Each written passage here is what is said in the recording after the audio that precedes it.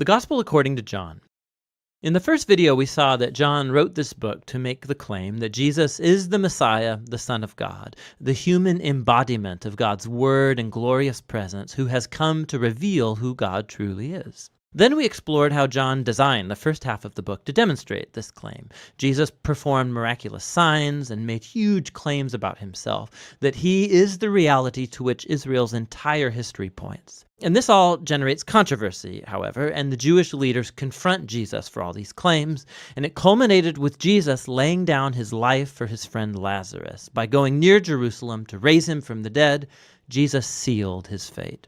And so once the plot to murder Jesus is set in motion, we come into the book's second half. The first part focuses entirely on Jesus' final night and last words to the disciples, as he tries to prepare them for his coming death. Jesus performs this shocking act at dinner. He takes on the role of a common servant by kneeling down to wash their dirty feet, something that in their culture a superior rabbi would never do for his disciples. And Jesus says it's a symbol of his entire life purpose, to reveal the true nature of God as a being of self-giving love. And it's also a symbol of what Jesus is about to do in becoming a servant and giving up his life to die for the sins of the world. And so this act leads to his great command to his disciples that they are to follow him by loving one another as he has loved them.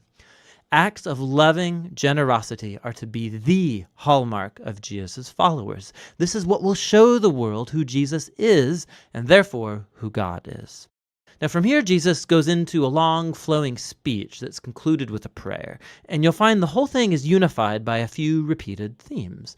Jesus keeps saying that he's going away, which makes the disciples sad, but Jesus says it's for the best because it means that he will send the Spirit, also known as the Advocate. As a human, Jesus can only be in one place at a time, but the Spirit can be Jesus' divine personal presence in any place at any time. And the Spirit will do a number of things, Jesus says.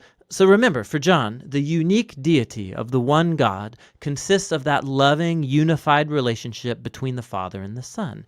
Jesus says the Spirit is that loving personal presence that will come to live in his people and draw them into the love between the Father and the Son. And so, Jesus says, his disciples are the ones who abide or remain in that divine love, the way that branches are connected to a vine. He's describing here how the personal love of God can permeate a person's life, healing, transforming, and making them new.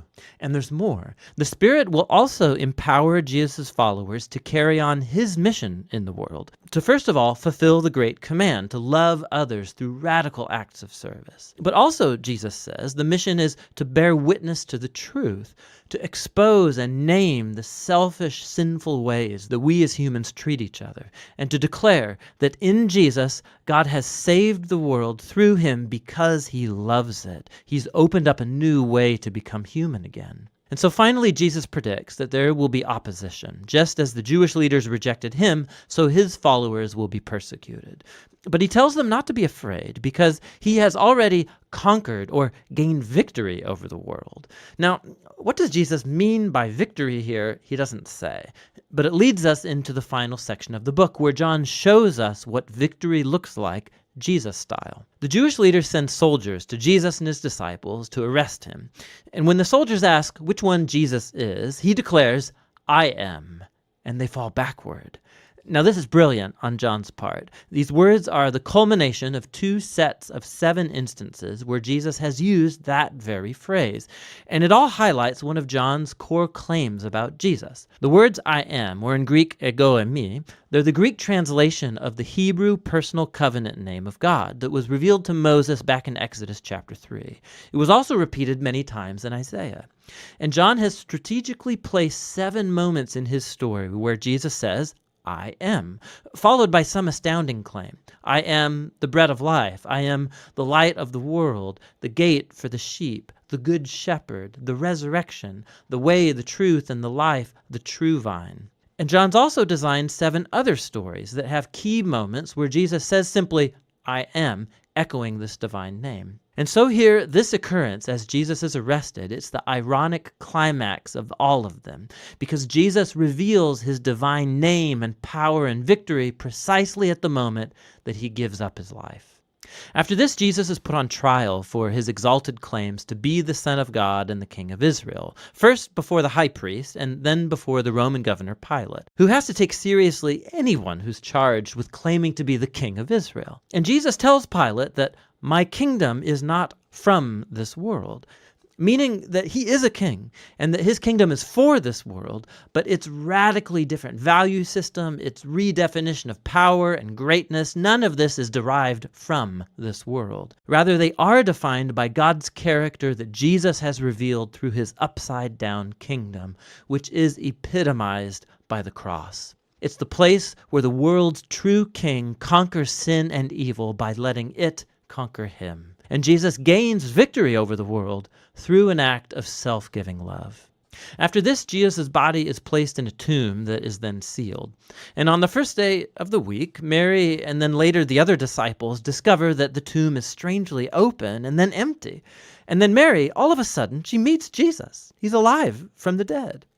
Now, the resurrection of Jesus connects back to another pattern of sevens in John's gospel. So all the way back at the wedding party in Cana, when Jesus turned the water into wine, John told us that that was Jesus' first sign. And he also identified the second sign, the healing of the sick boy in chapter 4.